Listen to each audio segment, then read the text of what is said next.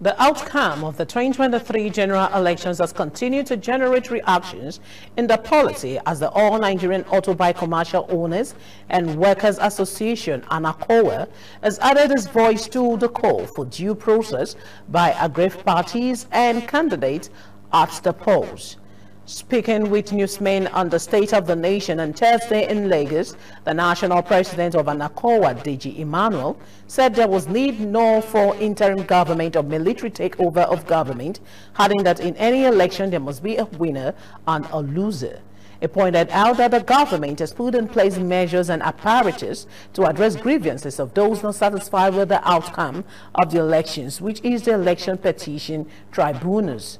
DG Emmanuel advised aggrieved parties to allow election tribunals to decide on the petitions before them rather than making inciting comments which could heat up the polity.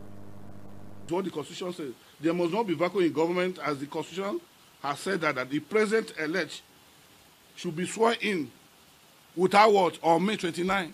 Of course, we have a laid-down principle. A body conducted the election, and they have declared somebody winner. Allow him to be sworn in. While you exhaust legal procedure, you are in tribunal, exhaust your power. If the tribunal now nullify the election, then you cannot raise the ugly head. You cannot be in the tribunal and be making a cited statement, making statement that will cause violence. And up next is foreign stories. Please stay with us.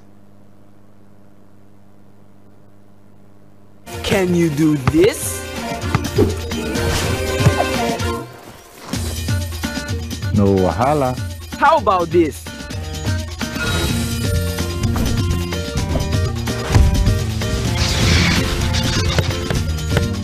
A superhero? One and only. One and only JJ.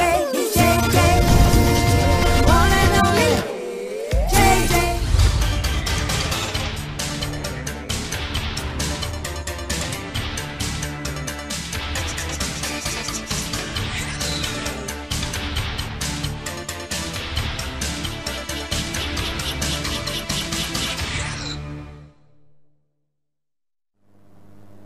This is MITV Primetime News. Now to foreign stories. Israel and Gaza militants traded more ever fire Thursday, the 10th day of the worst escalation of violence in men that has killed 25 people in the blockaded Palestine enclave.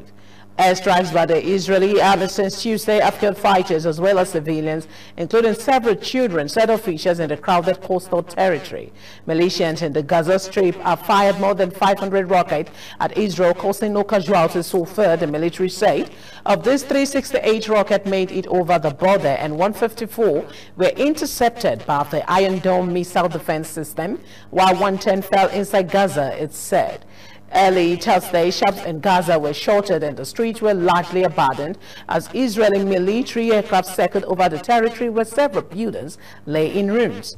Islamic Jihad confirmed it has lost 4 military leaders in strike in recent days, the most recent being Ali Ghali, commander of a rocket launch unit.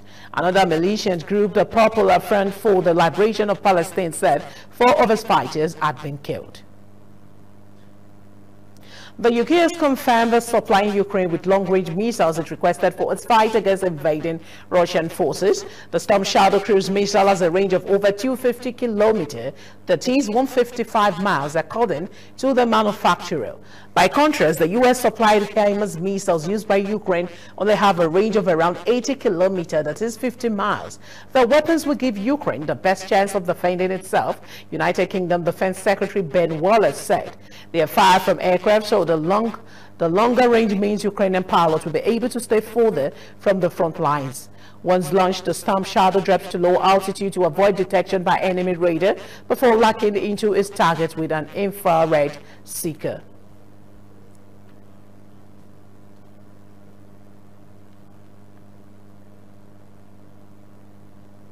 Pakistan Supreme Court has ruled that former Prime Minister Imran Khan's dramatic arrest on corruption charges this week was illegal. The court ordered Mr. Khan's immediate release. His lawyers had argued that his detention from court premises in Islamabad on Tuesday was unlawful.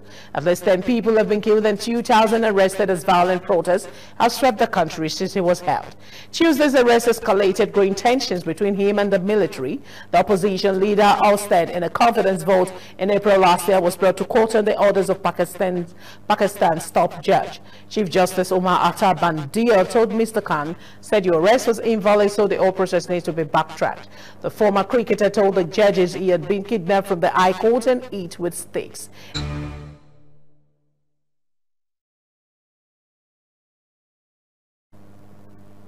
Welcome back. Now talking sports. Scotland have confirmed they will face World Cup finalist France and Lille on Tuesday, 17th of October, their final friendly fixture of 2023.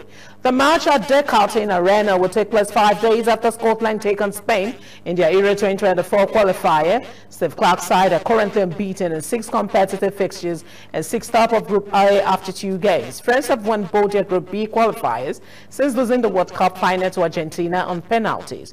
Didier Deschamps' side thumped the Netherlands 4-0 in Paris before edging Republic of Ireland 1-0 in Dublin and will take on Clarke's side 4 days after the return against the Dutch in Amsterdam. Scotland match against the side currently ranked second in the world will rekindle memories of a famous double over the French during the Euro 2008 qualifying campaign. And that's it on MITV Primetime News tonight. Thanks for staying with us all through the news. My name is Teresa Adeyemi. Do have a great night. Good night.